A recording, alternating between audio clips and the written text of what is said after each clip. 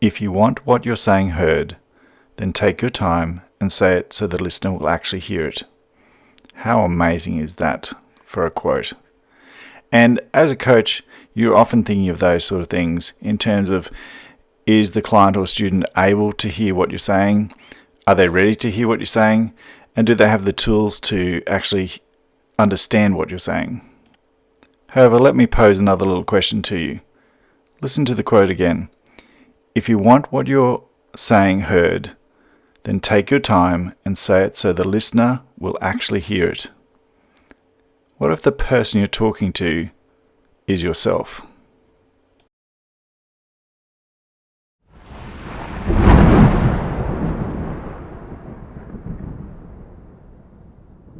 So there you are, having a pretty good day, and then you come into a situation where you're hit by a wave of anxiety, or you've gone into a situation where you feel powerless or a little frozen in self-doubt, and the person you want to communicate with to get you out of that is your own helpful brain. Those pathways can feel like they're actually clogged up and there's no communication going one way or the other. All you can sometimes hear is that voice of doubt getting louder and louder. So here are some tactics and some tools that might help you actually break that cycle. To think about is, if we put it in the context of, would future self be able to help you to get through this moment? We often talk about where we're understanding kindness through our younger self and letting that project forward and give us that strength to keep going. One of the other strategies that we can use is where future self. So future self is looking at the fact that if I was sitting in this situation, does my future self trust my abilities and trust my tools that I have available to me to get through this situation? In other words, have I been working on the context of the problem, and have I understood my tools well enough that I can just sit with it for a moment and allow myself to come through that moment of anxiety to get through to that person that in 10-15 minutes time will actually feel quite relieved and quite grateful that you sat through that moment and allowed yourself to be calm in that face of that storm. Often in the heat of the moment we feel we're being upended and flipped over and we really can't see our way forward. Our lines of communication are in a huge tangle and all we can see is it crashing down around us. And yet our future self is removed from that storm. It can be the calm when we are feeling everything else around us is boxing us in and removing us from the why. Our future self has that ability to be calm and to pause and to take a breath. Having arrived at the goal already, our future self can drop the baggage that we're carrying in the emotional state. It allows us to just go through the process and breathe, sit with it, stay the course and be strong.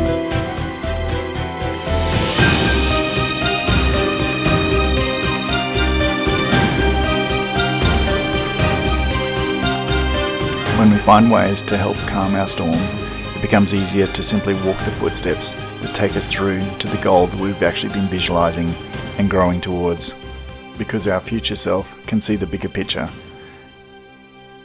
You are in a clearer headspace because the job is done.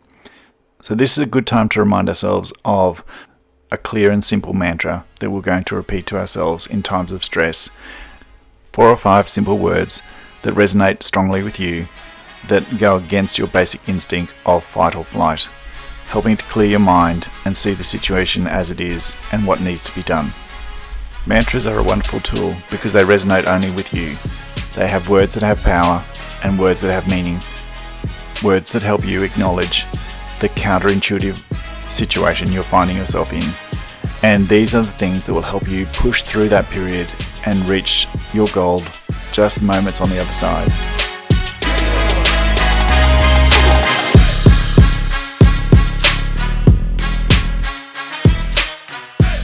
So opening up a dialogue with our future self helps us get through those struggle streets where we can't see a way forward.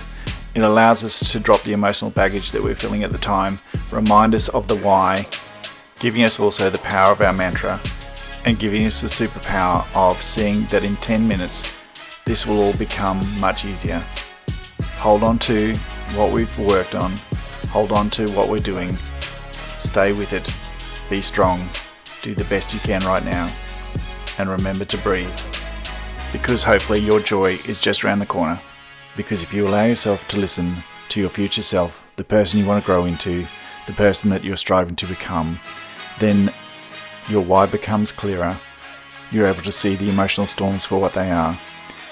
You can use a mantra to bridge the gap between where you are now and what you want to be standing for in your future. Your future self isn't distorted by pain, fear, or anxiety because they have already achieved what you want to do. This allows you to drop those struggles. It connects you with your toolboxes and strategies that you've already thought of and been working hard to be in place. You can understand this is the time to use them. This is the time to make those decisions and those choices and move forward to the person you want to be because you are listening to your future self. So sometimes the most important person you can listen to and be heard by is the person you want to become. I hope this helps. And most of all, remember to practice these strategies. If you have any questions, please feel free to leave them in the comment section. I wish you the best of luck. Remember to be kind to yourself and to be kind to others. Take care.